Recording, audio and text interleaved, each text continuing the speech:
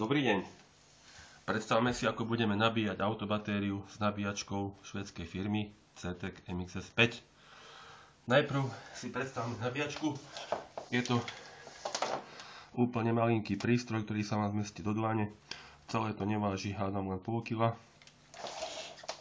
Takže teraz si tú nabíjačku najprv vložme do elektrickej siete. Po zapnutí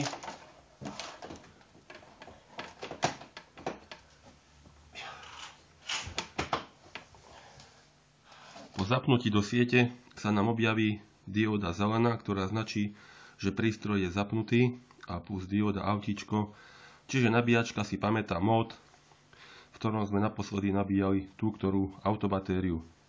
Pripravíme si autobatériu, odpojíme, síce je nová, ešte nebola použitá, ale samozrejme to znamená, že sa dá takisto nabiť.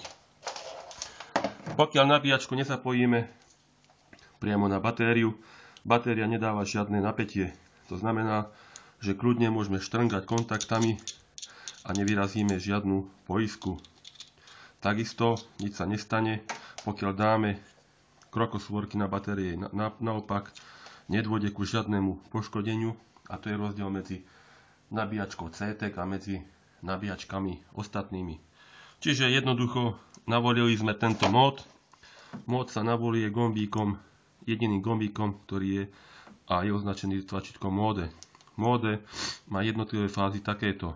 Najprv motorka, to je pre nabíjanie malinkých autobatérií, teda batérií, ktoré majú menšiu kapacitu. Potom je bežné nabíjanie. Potom je, ako nám svieti, batéria kontrolka motocykel plus AGM, to je pre nabíjanie gelových a AGM batérií na motocykly. Následne svieti kontrolka motocykel plus Recon, to je pre oživenie motocyklových batérií. Ďalej, po ďalšom stlačení svieti AGM plus Recon a ďalej svieti automobilová kontrolka, to je pre nabíjanie bežných autobatérií. Ďalej, keď stlačíme, začne nám svietiť mód autíčko plus AGM, to je pre nabíjanie automobilových batérií gelových a typu AGM. A následne, keď stlačíme, tak je možné nabíjať autobatérie automobilové v režime Recon. Režim Recon sa pokúsi opraviť alebo oživiť autobatériu staršiu, alebo mali by sme ho používať aspoň raz ročne. Čiže takto si navolíme si spätne na obyčajný mód autíčko. Obyčajný mód autíčko, svieti nám tá dióda na autíčku a plusko pripojíme na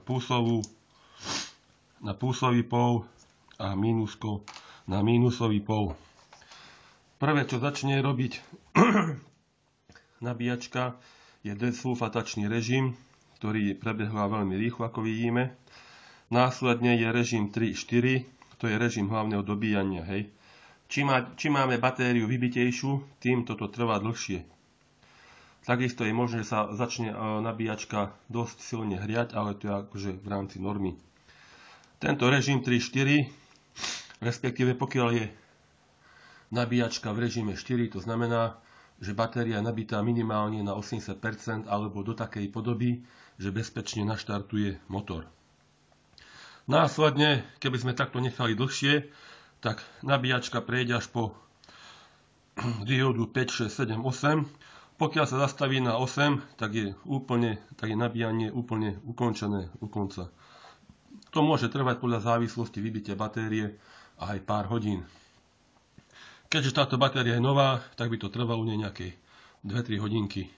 Takže teraz si ukážeme, čo sa stane, keď dáme naopak káble. To je pre tých, ktorí sú technicky trochu slabší, ale nemusíte sa báť, nedôjde ku žiadnemu poškodeniu. Odpojíme, dáme káble naopak a nabíjačka začne svietiť v červenom móde. Vľavo hore výkričník, čo znamená, že niečo je zlé, alebo batéria je zlá, alebo je naopak.